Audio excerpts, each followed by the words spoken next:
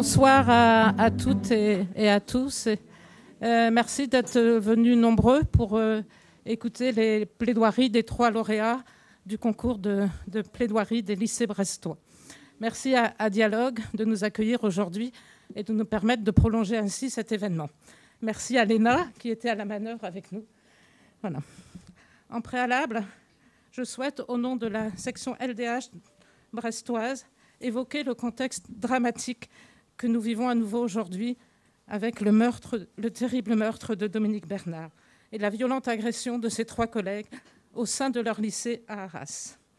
Nos pensées vont vers eux, leurs familles, leurs proches, leurs collègues et tous les élèves de leur établissement.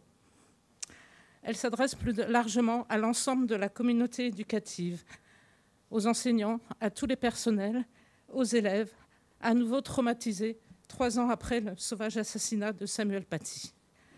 Nous leur exprimons toute notre émotion et tout notre soutien pour que les professionnels puissent continuer à exercer sereinement leur précieuse mission éducative et émancipatrice. Nous pouvons d'ailleurs en témoigner à travers leur engagement dans ce concours de plaidoirie. Depuis 125 ans, depuis sa création pendant l'affaire Dreyfus en 1898, la Ligue des droits de l'homme mène des combats pour lutter contre toute forme de discrimination, l'antisémitisme, le racisme, la xénophobie, le sexisme, l'homophobie et contre toutes les formes de violence et atteintes aux libertés. La LDH est une association généraliste de défense des droits humains fondamentaux et de promotion des valeurs républicaines et du vivre ensemble. Elle s'appuie sur le principe de la Déclaration universelle des droits de l'homme, selon lequel les hommes naissent et demeurent libres et égaux en droit. La LDH s'est toujours mobilisée en fonction de l'actualité, des évolutions de la société et des événements qui ont traversé l'histoire dès lors que les droits humains sont bafoués, et ce, partout dans le monde. Aujourd'hui, j'y reviens, l'actualité est particulièrement lourde et cruelle, avec des attaques meurtrières envers des populations civiles, y compris des enfants, et à travers le drame d'Arras. Tout cela, tout ce contexte, donne encore plus d'importance au fait que nous soyons réunis ici ensemble à partir de l'expression de lycéens sur des questions de droit, d'atteinte à des droits humains. Voilà, je vais passer la parole à Nadine qui va vous présenter le concours. Voilà. Bonsoir. Alors, le 3 avril 2023 s'est tenue la 3e édition du concours de plaidoirie des lycées brestois. Ce concours concerne les lycéens de seconde, première et terminale des établissements brestois publics et privés, généraux, professionnels et technologiques. Cette année, 9 établissements participaient à ce concours. Alors, Anne-Marie Jaoué, Amiral Renard, Charles de Foucault, du Puy-de-Dôme, l'Iroise, la Croix-Rouge, l'Arteloire, le lycée naval et Sainte-Anne. Donc, comment ça se passe très très vite dans les groupes d'élèves ou classes concernées? Chaque élève, individuellement ou en binôme, construit, rédige et présente une plaidoirie concernant une discrimination résultant d'une atteinte aux droits humains en relation avec l'actualité, qu'elle soit locale, nationale ou internationale. Alors, comment ça se passe dans les lycées? Très brièvement, on pourra en revenir après plus tard parce que les modalités sont différentes selon les lycées. Des membres de la LDH interviennent dans les lycées, présentent la LDH, son histoire, ses missions, ses actions, et ensuite présentent le concours, l'organisation du concours. Par la suite, les élèves construisent avec leurs professeurs et des avocats brestois leur plaidoirie. C'est mignon comme musique. Voilà. Donc, nous nous réjouissons d'ailleurs de la présence des professeurs qui ont accompagné nos lauréats dans la préparation de leur plaidoirie l'année dernière. Alors, on va rentrer tout de suite dans le vif du sujet. sujet.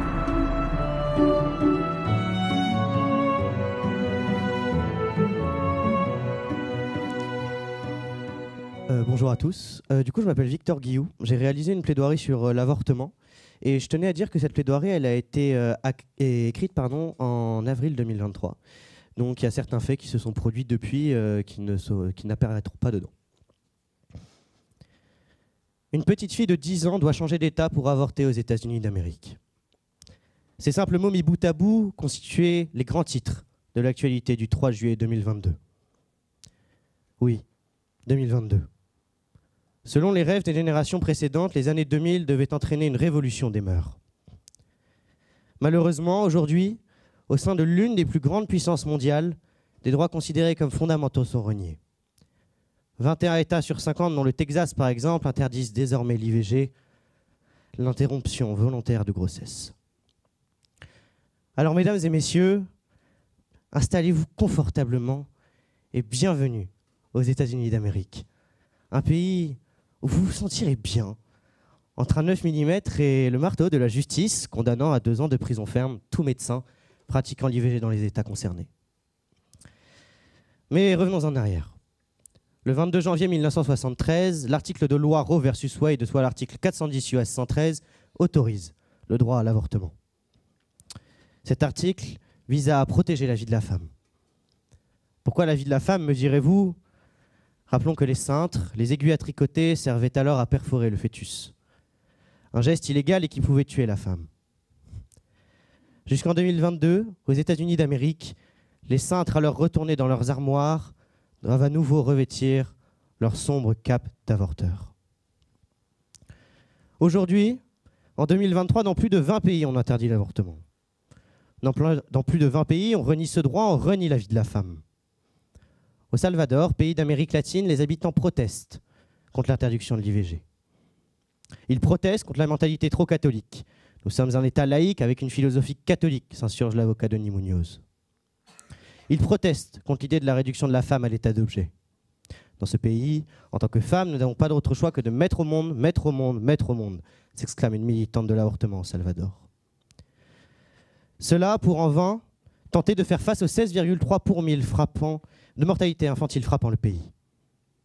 Le Salvador est un pays meurtri par des crises économiques ou sociales, et les femmes sont obligées d'accoucher.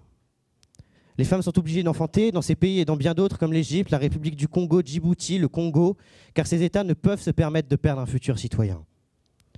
16,3 pour 1000 de morts infantiles au Salvador, 24 pour 1000 de morts infantiles au Sénégal. Mais nous jugeons. Nous, Françaises et Français, protégés par cette immense barrière qu'est la Constitution, mais rappelons-nous. Revenons en arrière. N'était-ce pas les mêmes mentalités gouvernementales qui présidaient dans nos pays? N'était-ce pas la même crainte de l'avortement? Nous aussi, nous avons renié la vie de la femme, nous avons renié le droit au choix, mais nous avons progressé. Et ces pays progresseront-ils? Oui, mais il faudra des années, du temps, et ils avanceront. Et nous, mesdames et messieurs, derrière le nom de Marianne, derrière son buste aux multiples libertés, sommes-nous irréprochables? Notez, mesdames et messieurs, que l'interdiction de l'IVG est toujours un enjeu européen. À 1500 km de Paris se dresse le tableau de la Pologne, tableau qui cache au sein de son gouvernement conservateur l'interdiction de l'avortement. Prenons Justyna Windrinska, qui après 1 an et demi de procès a vu sa peine monter à 8 mois et demi de travaux d'intérêt généraux à raison de 30 heures par mois. Pourquoi? L'aide à une personne, l'aide à une femme qui voulait des pilules abortives. Admirons-le, ce pays, admirons-les, ses procureurs, admirons-les, ces politiques qui dirigent leurs réformes sur un programme conservateur basé sur la religion. Admirons-la, cette déchéance. Désormais, en 2023, vient le temps des questions. Est-ce encore normal qu'une majorité d'hommes décide pour des femmes? Et quel doit être le rôle de la religion dans des questions de vie? Et que seront ces enfants? Enfants de violés, enfants de violeurs, que deviendront-ils? Et ces femmes qui un soir décidèrent d'avoir une aventure non protégée, devront-elles en porter le fardeau toute leur vie sans en avoir le choix? Mais surtout, à une échelle plus globale, quelle sera l'influence des idées américaines sur nous, la France, pays qui élève l'IVG à une pratique intouchable? Et cette femme qui fut et est l'idole de nombreuses femmes, cette ministre, quel sera l'héritage de Madame Veil dans le monde déjà bafoué aux États-Unis? Est-ce cela, le résultat d'années de combat dans une assemblée? Car n'oublions pas le travail d'une femme incroyablement impliquée, le travail d'une ministre, le travail de Madame Simone Veil. Elle a combattu une assemblée majoritairement masculine, insultée et attaquée par lettres, par voie orale, par regard, et qui pourtant a réussi à tenir tête. 17 janvier 1975, mesdames et messieurs. Ce fut le jour où l'Assemblée nationale adopta, malgré un débat extrêmement houleux, la loi Veil, qui encadre et légalise l'avortement. Voilà ce qu'on peut nommer un progrès avec un grand P. Néanmoins, en 2023, les États-Unis réintroduisent des propos que l'on aurait pu entendre dans les années 70, comme l'idée de la réduction de la femme à l'état d'objet. Une députée américaine est ainsi allée jusqu'à dire, je cite, « Votre violeur vous aime devant une assemblée, devant des femmes, devant des hommes, devant ce que l'on nomme jusqu'à maintenant le progrès. » Mais comme le disait si bien Madame Veil, aucune femme ne recourt de gaieté de cœur à l'avortement. Il suffit d'écouter les femmes, c'est un drame et cela restera toujours un drame. Alors comprenons-les, ces femmes, filles d'un État qui les prive de leurs droits, filles de l'Égypte, du Sénégal, du Gabon, filles de Madagascar. Comprenons-les, ces jeunes femmes qui rêvent de pouvoir choisir leur vie, pressons-nous de comprendre. N'était-ce pas Martin Luther King qui disait « Un moment arrive où le silence est une trahison ». Seulement, aujourd'hui nous sommes en 2023. 78 ans après que les femmes aient obtenu le droit de vote en France, 48 ans après que les femmes aient pu avoir le droit d'avorter légalement. De façon légale, mesdames et messieurs. Écoutons-les, ces femmes qui ne pouvaient pas avorter, ces femmes françaises qui ont vu la loi Veil comme un sacrement, rangeant ainsi leur cintre au crochet déshumanisant dans leurs armoires. Elles existent, et ne l'oublions pas. Profitons de ces témoignages éphémères pour nous rappeler que l'IVG n'a pas toujours été légal. Nous avons la chance, nous, Françaises et Français, de bénéficier de cette avancée humaine, alors ne la gâchons pas. Et mesdames et messieurs, ne pensons pas que l'IVG est synonyme de meurtre. En effet, à la 14e semaine de grossesse, le fœtus n'est pas viable à la vie extra-utérine. Tout de même, et je le dis avec aplomb et sincérité, je crois au progrès de la mentalité humaine. Je crois et donne ma confiance à ces femmes, à ces jeunes hommes, à ces hommes qui protestent contre l'interdiction de l'avortement dans les rues ou depuis chez eux. Je crois ainsi en l'accès à l'avortement. Je crois en ces 5 femmes qui ont manifesté au Texas pour l'avortement. Et je supporte cette femme parmi les 5 qui a dû attendre 3 jours avant d'avorter, après avoir perdu les os à sa 17e semaine de grossesse, car son praticien refusait d'intervenir tant qu'elle ne montrait pas de signes d'infection. Mais comme le disait si bien l'avocate Florence Kennedy, si les hommes pouvaient attendre un enfant, l'avortement serait un sacrement. Alors, mesdames et messieurs, bienvenue aux États-Unis d'Amérique. Un pays où vous vous sentirez définitivement bien. Entre cintre, aiguille à tricoter et ce marteau, celui de la justice, celui qui détient l'avenir de nombreuses femmes américaines, celui de la peine de mort, celui de la régression.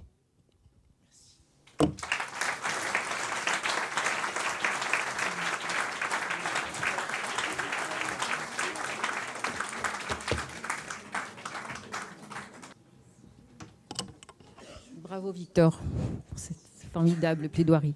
Nous invitons maintenant Teuta Ucsenaj et...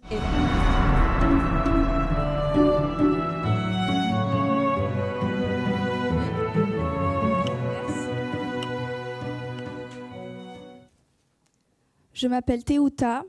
Ça marche là ? Okay.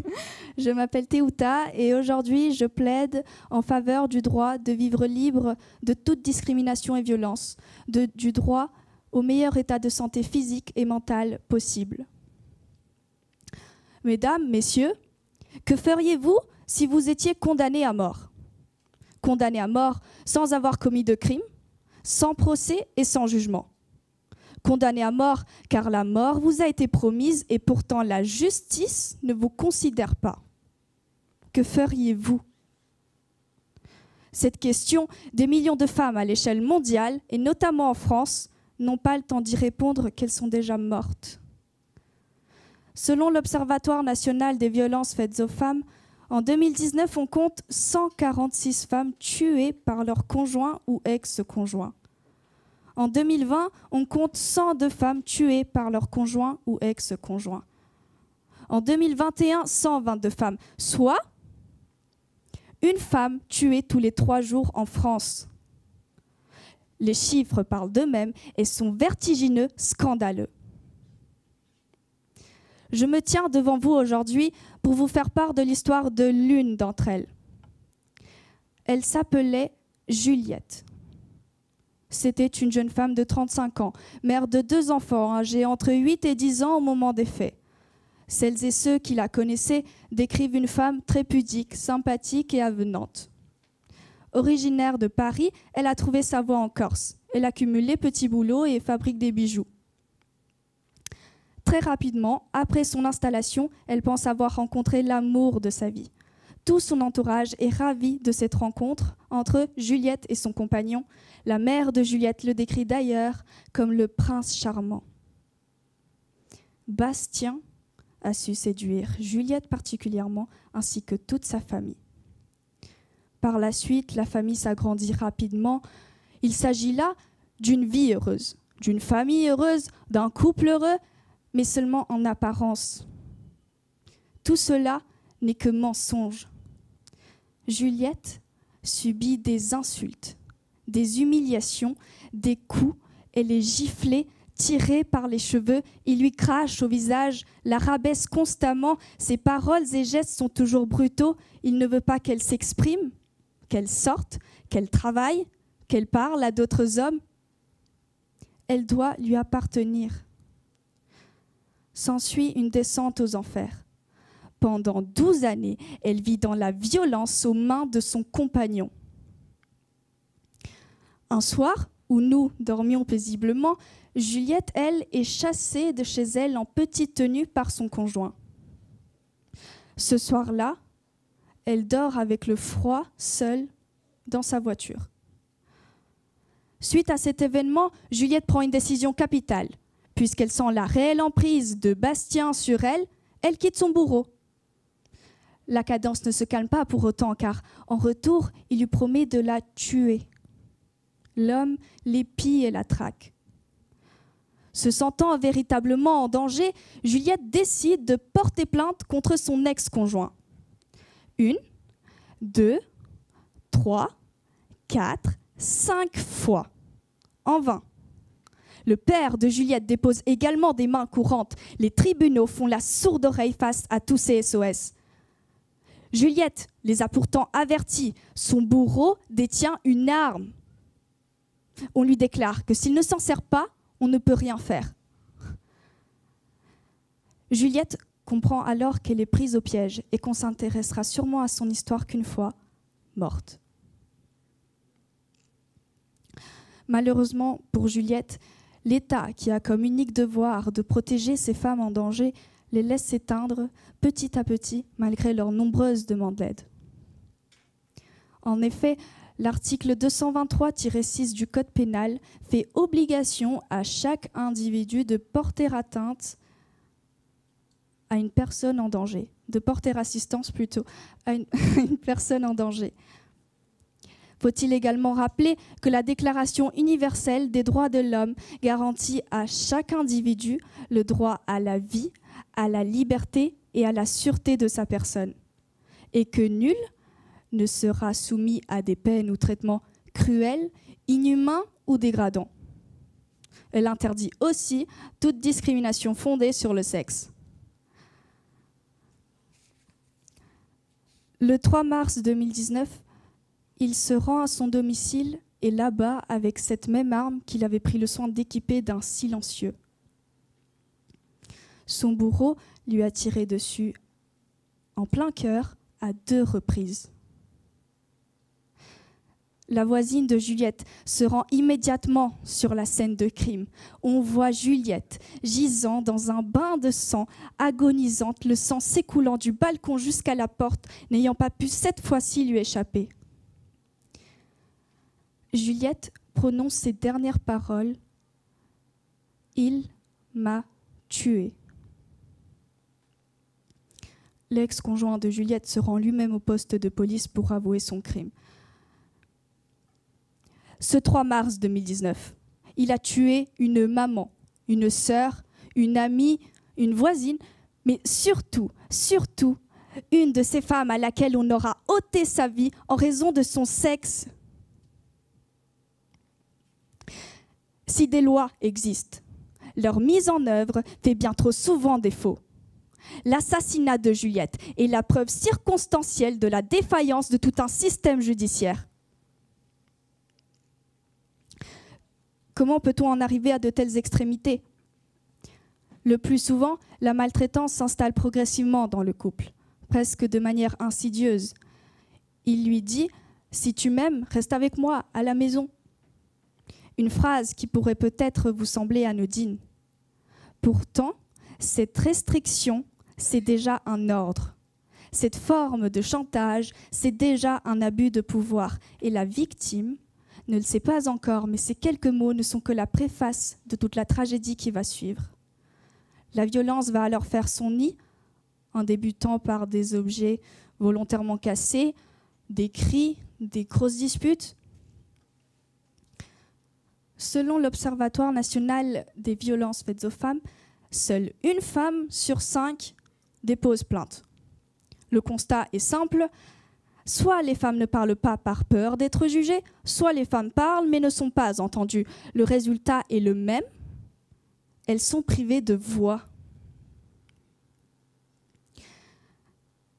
Juliette, toute sa vie, avait rêvé d'une vie heureuse, d'une famille heureuse, d'un couple heureux, mais en aucun cas d'être un symbole des femmes victimes de violences conjugales. Je réclame dès aujourd'hui la stricte application de la loi. Je demande une prise de conscience pour libérer ces femmes en danger de l'emprise dont elles sont victimes. Ce qui tue, mesdames, messieurs, c'est l'indifférence, c'est notre silence.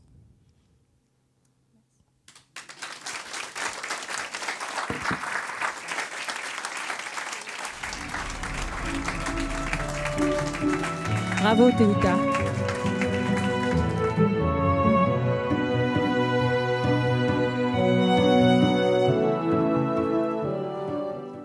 J'ai 16 ans et comme la quasi-totalité des adolescents de mon âge, j'ai déjà regardé du porno.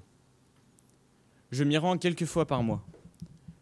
Je n'ai jamais eu à payer ni donner mon âge réel. J'ai juste eu à cliquer sur un bouton pour confirmer que j'avais plus de 18 ans. On peut accéder à quasiment n'importe quel site en toute simplicité. La première fois, je devais avoir 13 ans. Ces sites sont comme des supermarchés avec des centaines de catégories différentes. Certaines vidéos sont très excitantes et d'autres totalement repoussantes. On y voit des femmes se faisant violenter. Voici ce que Lucas rapporte dans le journal Ouest France. Mesdames, Messieurs, ces témoignages se multiplient. Et le 27 septembre dernier, la pornographie s'est invitée au Sénat, avec la publication d'un rapport d'information dénonçant une industrie générant des violences systémiques envers les femmes et compromettant dangereusement la santé psychologique des enfants. L'intitulé « Porno, l'enfer du décor » est particulièrement adapté, tant les faits rendus publics sont glaçants. Cette enquête, réalisée par la délégation aux droits des femmes et à l'égalité des chances entre les hommes et les femmes, a nécessité plus de 6 mois de travaux et des dizaines d'heures d'audition dans un milieu restant habituellement opaque. Il nous montre sans ambiguïté qu'en dépit d'une volonté politique portée depuis 2019 par le président de la République de lutter contre l'exposition des mineurs à la pornographie, nos institutions et notre société ne parviennent pas à protéger adultes et enfants contre ce fléau.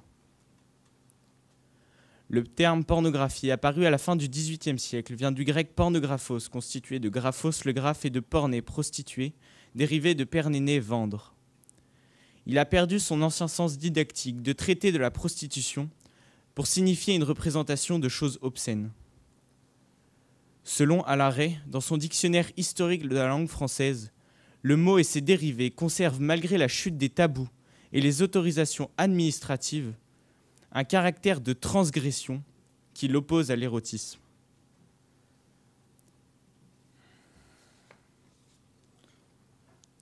La pornographie est aujourd'hui définie comme la représentation sous toutes ses formes.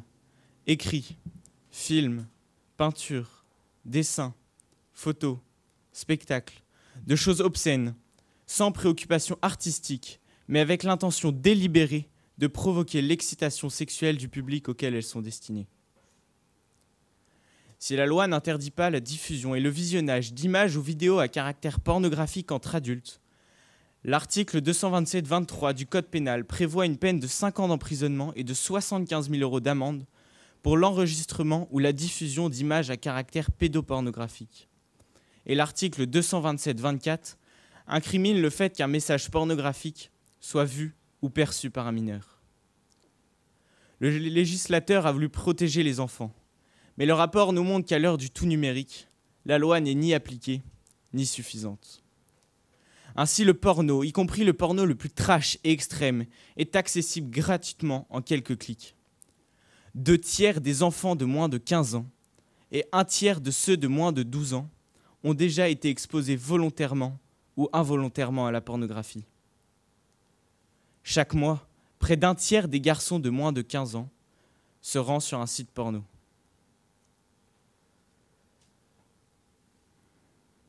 Ce raz-de-marée est banalisé par les victimes elles-mêmes. Certains adultes et adolescents diront que la pornographie est anodine, d'autres qu'elle sert d'éducation à la sexualité, ou encore que l'industrie pornographique est source d'emploi. Pourtant, l'exposition au contenu pornographique a des conséquences désastreuses et inquiétantes sur les enfants. Le rapport met en lumière des traumatismes, des troubles du sommeil, de l'attention, de l'alimentation, une vision déformée et violente de la sexualité, des difficultés à nouer des relations avec des personnes du sexe opposé, une hypersexualisation précoce, un développement de conduite à risque ou violente. L'industrie pornographique est visiblement un univers mortifère qui porte une violente atteinte au monde de l'enfance, ainsi dépossédé de son innocence et de sa joie de vivre. Comment tolérer qu'un pays qui prône les droits de l'homme n'ait pas trouvé les moyens de protéger les enfants contre ce fléau ? Comment supporter les conséquences sur la vie affective et sexuelle de ces adultes en devenir et sur la vision qu'ils auront de la femme ? Ces images véhiculent dans l'imaginaire des enfants une vision déformée et violente de la sexualité, où l'autre est perçu comme un objet. La pornographie, qui multiplie et encourage les stéréotypes sexistes, racistes et homophobes, met en valeur les rapports de domination érigés en normes et construit une érotisation de la violence. En effet, les sites de diffusion invitent à rechercher des contenus toujours plus violents et dégradants par la proposition de mots-clés largement mis en avant comme Mom and Son, qui érige l'inceste en fantasme, Sexe brutal, qui promeut la violence et la domination, Old Man Young Girl, qui encourage en filigrane les violences sexuelles sur mineurs. Outre ces dégâts sur les consommateurs, les témoignages recueillis ont mis en évidence les dérives de cette industrie où l'humanité se perd. Ainsi, les méthodes de recrutement pour la réalisation de vidéos pornographiques ciblent des jeunes femmes précaires et fragiles, de nationalité française ou étrangère, et pour un certain nombre d'entre elles, confrontées à des difficultés économiques, familiales ou sociales importantes. Les comportements abjects sont légion, parmi lesquels figurent des processus de déshumanisation, de manipulation, de chantage, d'emprise, mais aussi des actes sexuels forcés, des partenaires multiples imposés, des viols. Si la pornographie est bien le seul métier où le salaire des femmes est supérieur à celui des hommes, est-ce un signe d'égalité ou bien d'esclavage ? Les réalisateurs de contenus pornographiques ne sont-ils pas plutôt des rabatteurs et des asservisseurs que des créateurs ? N'est-ce pas totalement contraire au principe de la Déclaration universelle des droits de l'homme et du citoyen ?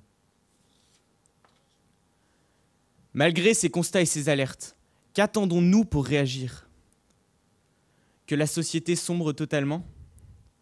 Que les suicides se multiplient chez les femmes ainsi exploitées ? Que des enfants se retrouvent dépossédés de leur innocence ?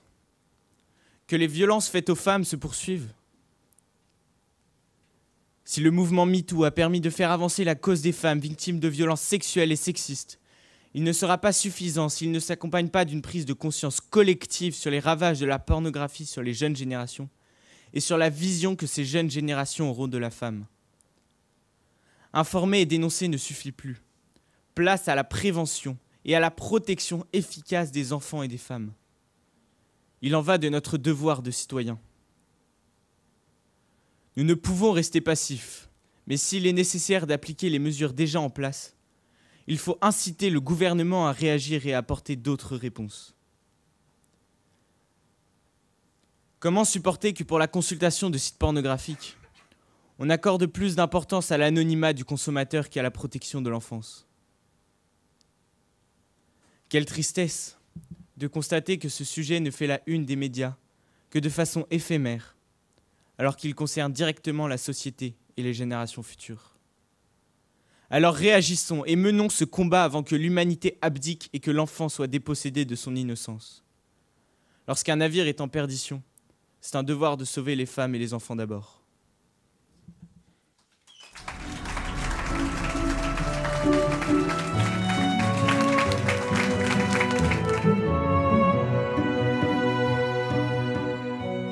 Que vous avez été très impressionnés comme nous par la qualité des plaidoiries de nos 3 lauréats, qu'on remercie encore.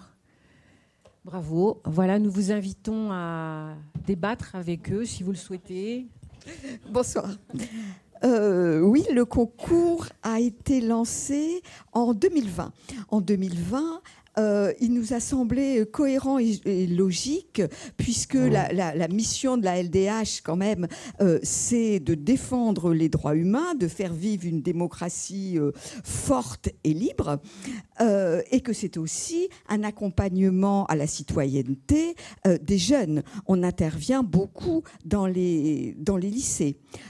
Donc on a un petit peu mixé les deux et on s'est dit que c'était une bonne idée de reprendre ce qui se fait dans d'autres sections locales en France. Hein. On n'est pas les seuls, même si on l'a un petit peu organisé à notre sauce.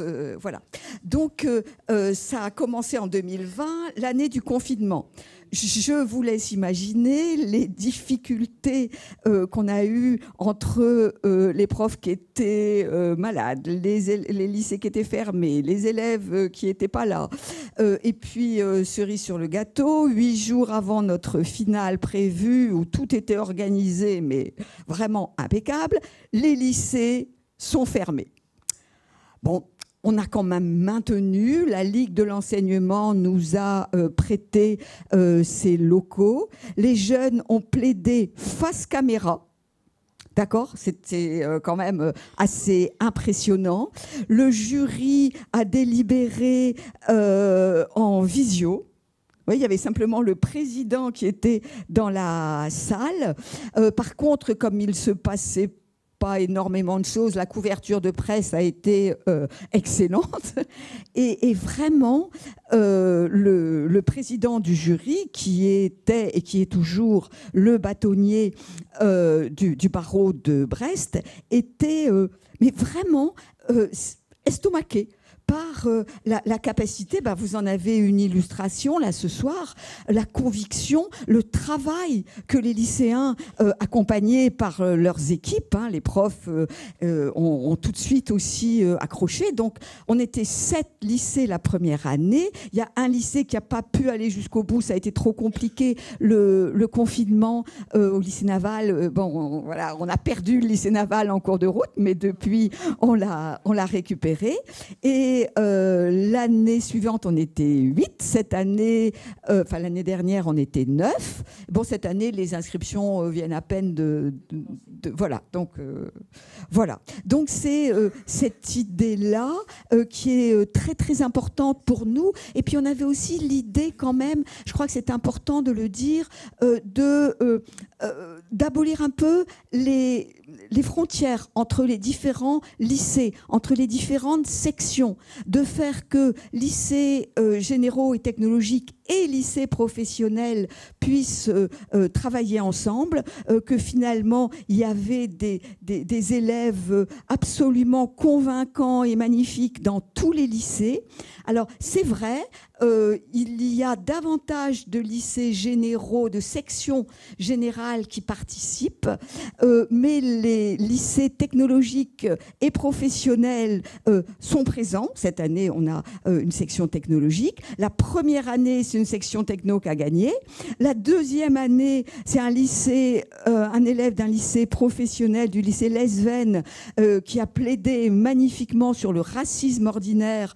Il était dans les métiers de la mode et ça se voyait, qui a plaidé. Enfin bref, c'est vraiment l'occasion, c'est aussi l'occasion, ce concours, de faire vivre le lien avec l'université, puisque le président de l'université nous prête gentiment ses locaux. Je voulais savoir comment se passent les éliminatoires, premièrement, et deuxièmement, si vous avez eu le choix de votre sujet, ou bien si les sujets vous ont été donnés ou tirés au sort. Est-ce que l'un de vous veut répondre? Alors nous, ce concours s'inscrit dans le cadre de nos spécialités en première, donc dans le cadre de la spécialité humanité, littérature, philosophie. Et donc c'est dans ce groupe de spécialités qu'on est invité à produire une plaidoirie. On est totalement libre sur notre sujet. Et ensuite, il y a ce qu'on appelle la demi-finale dans le lycée. Et c'est des élèves de seconde qui votent pour le candidat qui ira représenter le lycée justement au concours. Mais plusieurs planches sur le même sujet ou bien chacun son sujet? Il peut y avoir deux élèves qui prennent le même sujet. Il n'y a pas de joute? C'est-à-dire Vous plaidez successivement? Ah oui, on plaide successivement comme on vient de le faire. Oui. Du coup, moi, personnellement, je suis toujours à Sainte-Anne. Et en fait, ce qui s'est passé, c'est qu'on nous a proposé de participer. On n'a pas eu, par une spé ou par un cours spécial, à participer à ce concours et à plancher sur une des plaidoiries. Mais du coup, moi, j'ai choisi mon sujet. Enfin, oui, tout le monde était libre de choisir un peu, comme Grégoire, le sujet qu'on voulait. Moi, j'ai choisi l'avortement, mais après, je sais qu'il y en avait d'autres qui ont choisi les violences faites aux femmes, l'adaptation des handicapés dans la société. Et du coup, il y a les éliminatoires après. Donc, entre les élèves, c'était composé de jurys, donc des professeurs, la directrice adjointe du lycée et deux élèves, pour qu'il y ait une vue un peu plus jeune aussi. Et du coup, après, ils choisissent la meilleure plaidoirie. Désolé pour le terme jeune, si j'ai heurté.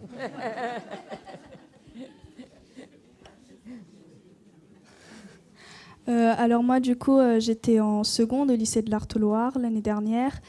Et nous, on a reçu via l'application Pronote un message pour nous informer du concours.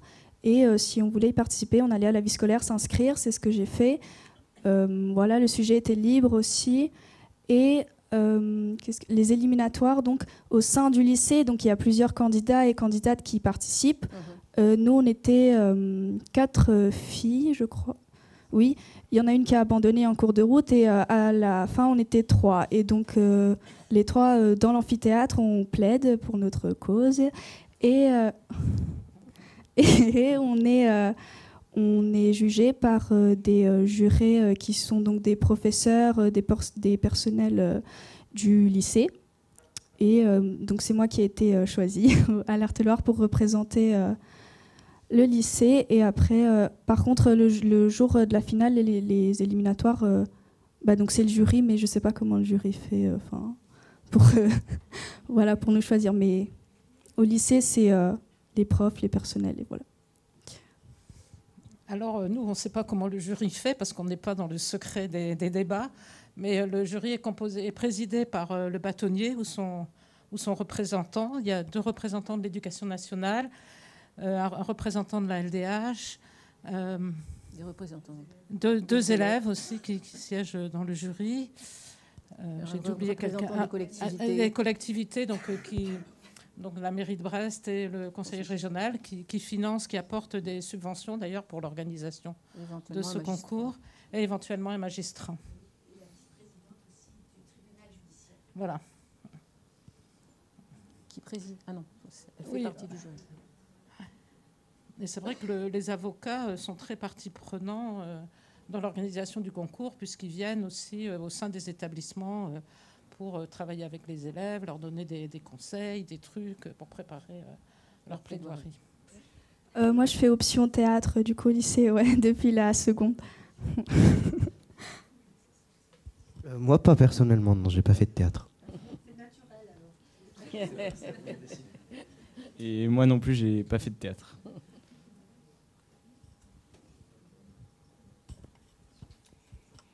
Bravo, tous les trois.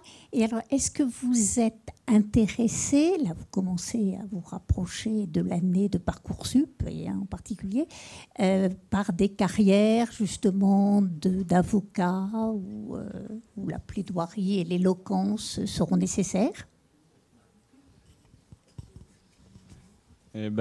Pour moi, Parcoursup, c'est cette année. Et je me destine plutôt dans une carrière scientifique et avec plutôt une classe préparatoire scientifique. Alors personnellement, je sais pas trop, mais déjà d'avoir fait ce concours-là, ça montre que le travail, ça paye, et que réaliser une plaidoirie, l'écrire, la réécrire, remodifier certaines parties, le travail, ça paye. Et du coup, je trouve que c'est une belle valeur, même si on n'a pas forcément d'idée après de ce qu'on veut faire. Mais c'est vrai qu'on peut se dire, est-ce que finalement, j'ai pas des capacités pour un métier dans la loi, par exemple, ouais. Alors moi, après donc le bac, je veux faire des études de droit, et ce depuis très longtemps. Et le concours, ça a vraiment venu confirmer, et c'est clair maintenant, c'est bon. Donc des études de droit pour devenir une avocate pénaliste. Voilà. C'est bien parti, c'est bien parti. Alors nous avons eu 3 brillants candidats, mais il faut dire qu'on a été épatés par l'ensemble des plaidoiries des 9 candidats qui se sont donc présentés au concours. On peut vous donner les thèmes, tu m'aideras, Oui, bien sûr. des autres plaidoiries. En fait, il y avait 11 candidats, dont 2 binômes. Donc, qui ont plaidé pour l'accès aux soins des personnes en situation irrégulière, pour la situation des femmes en Afghanistan, le mariage forcé des jeunes filles, la situation des ouvriers sur le chantier de la Coupe du Monde au Qatar, l'homophobie, j'en oublie, l'éco-anxiété, oui, des sujets locaux ou internationaux. Est-ce que vous avez senti de la part de vos camarades que ça les intéressait aussi et qu'ils s'intéressaient à ce que vous faisiez? Forcément des copines, des copains, où on leur dit qu'on va participer à un concours, et oui, ils nous posent des questions, ils s'intéressent. Voilà. Ils viennent vous soutenir le jour du concours? Oui, évidemment, oui. Oui, ils m'ont bien soutenu d'ailleurs. Comment? Sur les sujets aussi, vous donnez leur opinion et vous donnez leur... Non, enfin je sais pas. Moi j'ai choisi mon truc toute seule, j'ai pas vraiment demandé l'avis des autres. Mais voilà, après je sais que mes amis m'ont bien soutenu, ça c'est sûr. Mais voilà. Et Grégoire et Victor. C'est vrai que avant et après, il y a une certaine curiosité, et c'est vrai qu'on est poussé jusqu'au bout. Hein. C'est vrai qu'il y a une certaine unité qui se crée avec nos amis, qui est déjà là évidemment, mais c'est vrai que ça nous permet de nous mettre en confiance aussi jusqu'à la dernière minute. Et cette année, du coup, moi j'ai dû par exemple présenter un peu le concours aussi devant les nouveaux participants de cette année. Et c'est vrai que j'ai pas mal d'amis qui sont venus me voir en me disant comment ça se passe, qu'est-ce que ça a été ton sujet, pourquoi. Et c'est vrai qu'il y a une certaine forme de curiosité qui commence à se maintenir après le concours. Nous, comme on a fait nos plaidoiries tous ensemble dans le cadre d'un cours bien particulier, il y avait une certaine émulation entre les élèves pour faire ses plaidoiries, pour choisir son sujet, etc. Et donc c'était assez sympa. Et mon sujet a aussi suscité des discussions avec des camarades. Et c'était assez intéressant d'avoir les points de vue, les ressentis, etc. Donc c'était très enrichissant. Est-ce que vous avez eu des intervenants, des gens qui sont venus un peu vous expliquer, vous présenter un peu comment bien plaider, comment avoir cet art rhétorique? Il y a eu tout d'abord la présentation du concours, qui est pour nous présenter les modalités, et ensuite il y a un avocat qui est venu en classe pour nous donner des petites techniques, nous parler aussi, nous présenter comment ça se passe dans des tribunaux, etc. Et c'est aussi l'occasion d'en apprendre plus sur le métier de la justice, sur le métier d'avocat, et comment savoir plaider dans un cadre bien précis. Oui, mais tout comme Grégoire, on a eu à Sainte-Anne une intervention d'un avocat. Donc c'était pendant le cours d'année, donc on avait déjà déjà commencé notre plaidoirie, on avait déjà amorcé le sujet, ce qu'on voulait vraiment mettre en avant. Mais après, ce qui est intéressant dans l'intervention de cet avocat, c'est que finalement, nous, on est habitué à présenter des exposés par des plaidoiries. Donc déjà, on donne pas notre avis, et c'est très impersonnel, et c'est une forme aussi bien particulière. Et le fait qu'un avocat intervienne, ça nous rappelle aussi que y a une certaine forme à tenir, il y a une certaine rhétorique à appliquer qu'on n'a pas l'habitude de faire, et surtout en seconde, parce que on n'est pas formé à tout ce qui est humanité, littérature et philosophie. Moi, au lycée de l'Artheloire, on a eu une avocate aussi qui est intervenue. C'était encore au moment où on était toutes les 4 élèves à participer. On n'avait pas du tout commencé à écrire notre plaidoirie. On n'avait pas même encore choisi précisément notre sujet. Donc c'était vraiment au tout début. Et elle nous a donné des conseils durant 1 heure, normalement à peu près, sur notamment comment bien s'exprimer à l'oral.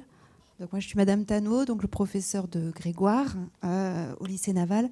Ressenti, en fait, moi, je voudrais surtout dire que c'est courageux, en fait, pour des élèves déjà devant leurs camarades, d'oser plaider. Notamment Grégoire, son sujet, c'était quand même très courageux devant des classes de seconde de plaider ainsi. C'est à la fois courageux, c'est un très bel exercice.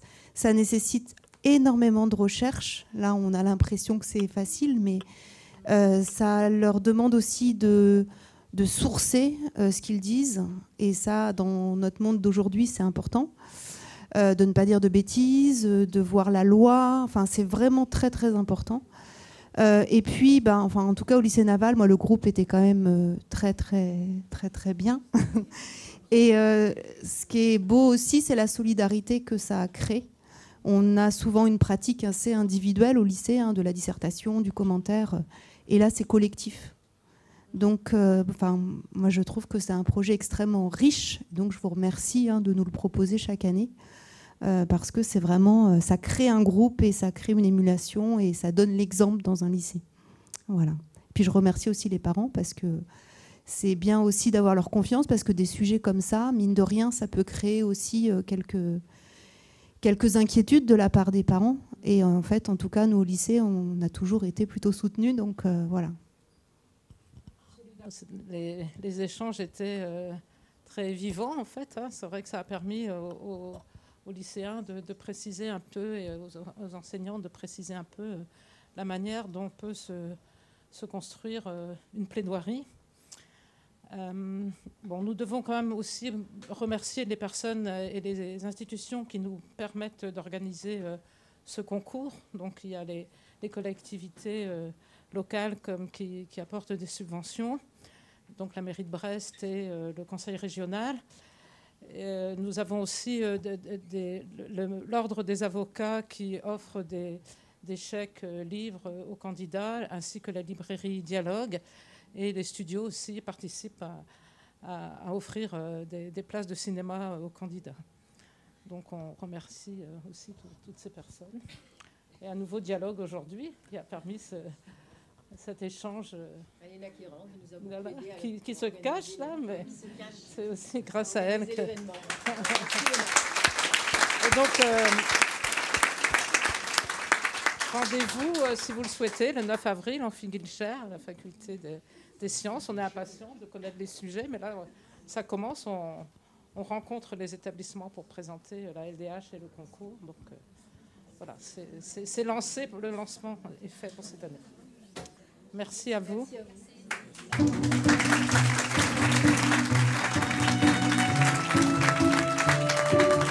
Et encore merci aux trois lauréats.